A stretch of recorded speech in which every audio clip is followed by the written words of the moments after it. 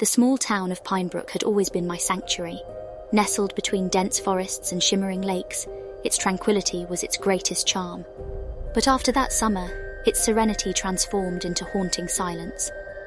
I had returned from college for summer break, relishing the idea of spending my days at the lake, sunbathing on its shores. My first evening back, as the sun dipped below the horizon, casting long shadows that danced with the whispering pine trees, I decided to take a walk. The old playground near the edge of town was my destination. It held memories of childhood laughter and innocent games. Now, it stood deserted, the swing set rusted and the merry-go-round squeaking with every gust of wind. As I approached, I saw her, a girl about 7 with jet black hair and a white sundress swinging slowly. I smiled, comforted that children still played there. "Hey there," I called out, approaching the swings. "It's getting dark, you know." She didn't respond, just kept swinging. My footsteps crunched on the gravel, and as I neared, she stopped abruptly, her face hidden by a curtain of hair. "Are you okay?" I asked gently. She looked up and a shiver raced down my spine. Her eyes were pure white, no pupils, no irises, just an endless void. Panicking, I took a step back only to trip over something.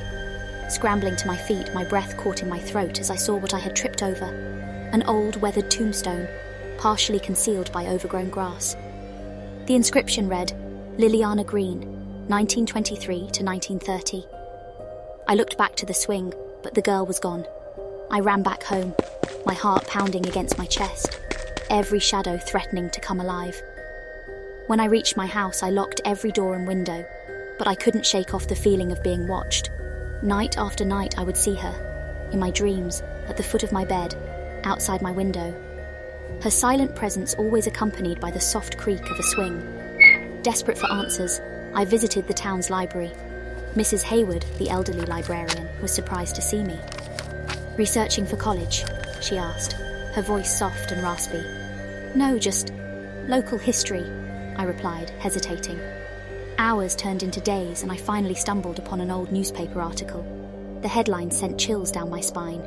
"Tragic playground accident claims life of young girl."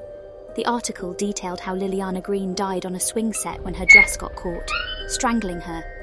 I approached Mrs. Hayward with the clipping. "Oh dear," she sighed, looking at the photo of Liliana. "Such a sad story. They say she still roams, looking for friends to play with. But why is she haunting me?" I asked, desperate. Mrs. Hayward looked into my eyes. "Some spirits are drawn to certain souls, dear.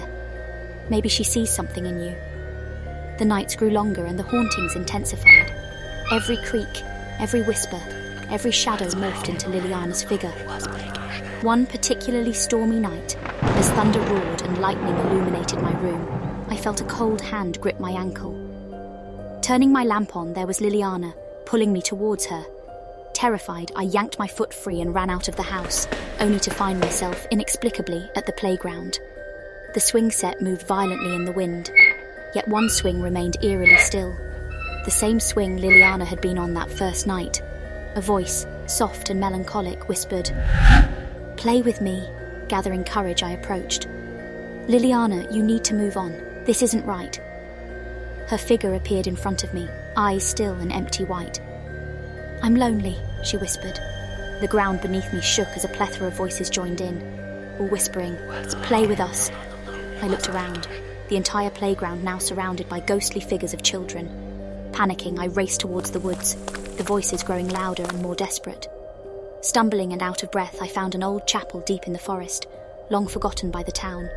Desperate for sanctuary, I entered, only to be met with silence. The whispers ceased, and I felt a strange calm.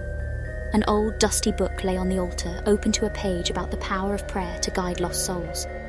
With nothing to lose, I began reciting the prayer, urging Liliana and the other spirits to find peace. The next morning, Pinebrook felt different. The sun shone brighter and the weight in the air lifted, but the playground remained a place I avoided, memories of that terrifying summer forever etched in my mind. Years later, Pinebrook is still my home. I became a teacher, and occasionally children would share stories of seeing a girl in a white dress at the playground. But now, she only watched from a distance, never approaching, her search for a playmate replaced by a quiet longing. As for me, every night before bed, I whisper a prayer, hoping that one day Liliana will find her way home.